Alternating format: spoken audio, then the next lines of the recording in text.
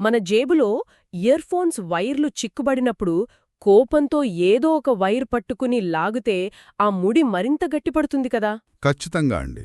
అది చాలా చిరాకు తెప్పించే విషయం. అవును. కుటుంబ వివాదాలకు క్రిమినల్ చట్టాలను వర్తింపజేసినప్పుడు కూడా సరిగ్గా ఇలాంటి పరిస్థితి ఎదురవుతుంది.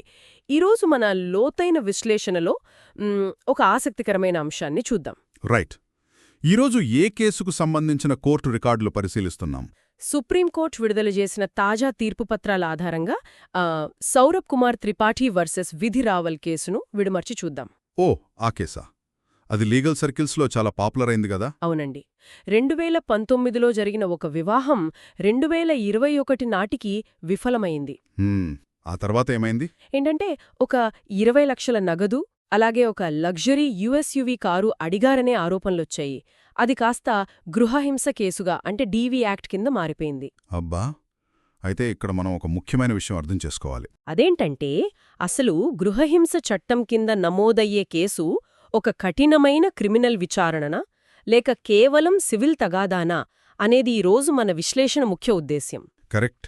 ఈ ప్రశ్నకి సమాధానం దొరకాలంటే మధ్యప్రదేశ్ హైకోర్టు ఈ కేసును ముందుగా ఎందుకు కొట్టివేయలేదో మనం విశ్లేషించాలి. అవును కదా. వాళ్లు కొట్టివేయడానికి నిరాకరించారు. ఎందుకలా? ఎందుకంటే గృహహింస చట్టంలోని సెక్షన్ 12 కింద కేవలం విచారణ కోసం నోటీసులు మాత్రమే ఇస్తారు. ఓ, జస్ట్ నోటీసులు మాత్రమేనా? అవునండి. అలే క్రిమినల్ ప్రొసీజర్ కోడ్ అంటే సిఆర్పిసిలోని సెక్షన్ 200 కిందైతే నేరుగా అరెస్ట్ వారెంట్లు లేదా సమన్లు జారీ అవుతాయి. అంటే సెక్షన్ 12 అనేది ప్రధానంగా సివిల్ స్వభావం కలిగినది అంటారా? ఎగ్జాక్ట్లీ.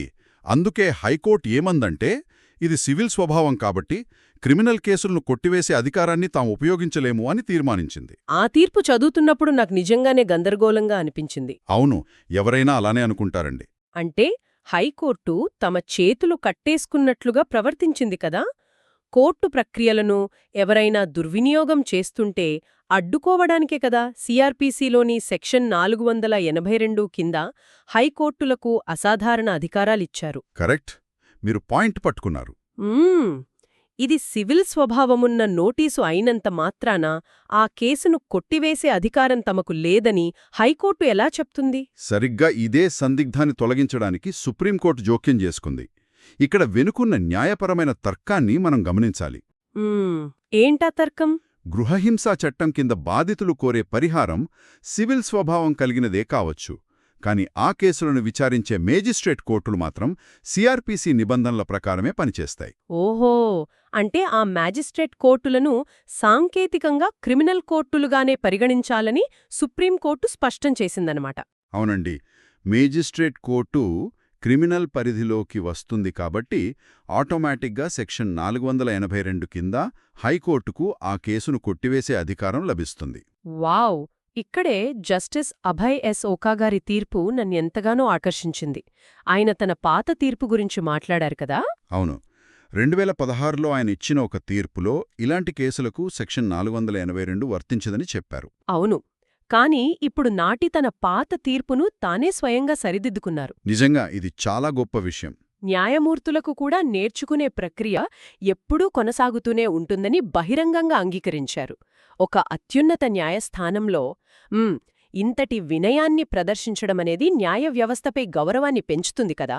ఖచ్చితంగా అండి. అయితే ఆ వినయంతో పాటే ఈ తీర్పులో అత్యంత కఠినమైన మార్గదర్శకాలు కూడా ఉన్నాయి. అంటే ఈ అధికారాన్ని ఇష్టమొచ్చినట్లు వాడకూడదు అంటారా? అవును. సెక్షన్ 482 అధికారముంది కదా అని ప్రతి కేసును కొట్టివేయడానికి వీల్లేదని సుప్రీంకోర్టు తేల్చి చెప్పింది. ఓ, దీన్నే హ్యాండ్స్ ఆఫ్ అప్రోచ్ అంటారా? ఎగ్జాక్ట్లీ. జోక్యం చేసుకొని విధానం పాటించాలని హైకోర్టులకు సూచించింది. అంటే చట్టం అత్యంత తీవ్రంగా ఉల్లంఘనకు గురైతే తప్ప సాధారణ కారణాలతో కేసును కొట్టివేయకూడదు. అర్థమైంది. అంటే తప్పుడు కేసుల్లో ఇరుక్కున్న కుటుంబాలకు సెక్షన్ 482 అనేది ఒక రక్షణ కవచంలా లేదా సేఫ్టీ వాల్వ్లా ఉపయోగపడుతుంది. కరెక్ట్. కానీ అదే సమయంలో కేసు కొట్టివేసే ప్రక్రియను సుప్రీంకోర్టు అత్యంత కఠినతరం చేయడం వల్ల నిజమైన బాధితులకు న్యాయం జరగకుండా ఎవరూ అడ్డుకోలేరు. ప్రాక్టికల్గా చూస్తే లాయర్స్కి ఇదొక సవాలనే చెప్పాలి. అవునండి. సెక్షన్ 12 గృహహింసా కేసుపై సెక్షన్ 482ను ప్రయోగించవచ్చు. కానీ ఆ కేసు వెనక చట్టం తీవ్రంగా దుర్వినియోగమైందని వాళ్ళు నిరూపించాలి. అంటే గ్రాస్ అబ్యూజ్ ఆఫ్ ప్రాసెస్ అని నిస్సందేహంగా నిరూపించాల్సిందే అన్నమాట. అవును. ఈ తీర్పు ద్వారా న్యాయ వ్యవస్థ సాధించిన అద్భుతమైన సమతుల్యత ఇదే. నిజమే. బాధితుల రక్షణకు పెద్దపీట వేస్తూనే చట్టాలను అడ్డుపెట్టుకుని చేసే వేధింపులకు చెక్కుపెట్టింది కదా. ఖచ్చితంగా అండి. ఒకే కేసు ద్వారా రెండు వైపులా ఉన్న హక్కులను ఎలా కాపాడవచ్చో ఈ తీర్పు ఒక స్పష్టమైన ఉదాహరణగా నిలుస్తుంది. రైట్. ఇక ముగించే ముందు ఈ తీర్పును బట్టి మనం ఒక విషయాన్ని లోతుగా ఆలోచించాలి. అదేంటండి? గృహహింస కేసులను కొట్టివేయడంలో హైకోర్టులు ఇంత కఠినమైన విధానాన్ని పాటిస్తున్నప్పుడు భవిష్యత్తులో ఈ వివాదాలను కోర్టు మెట్లెక్కక ముందే మధ్యవర్తిత్వం ద్వారా పరిష్కరించుకునే ఆలోచనలు మరింత పెరుగుతాయా? మంచి పాయింట్ తీశారు. అవును. వివాదం ముదిరి కోర్టుల చుట్టూ తిరగడం కంటే ముందే కూర్చుని మాట్లాడుకోవడం సురక్షితమని భావించే అవకాశం ఉంది కదా. ఈ ప్రశ్న అందరూ తమకైతాము అన్వేషించాల్సిన విషయం. ఖచ్చితంగా ఆలోచించాల్సిన విషయమే. మళ్ళీ మరో ఆసక్తికరమైన విశ్లేషణతో కలుద్దాం.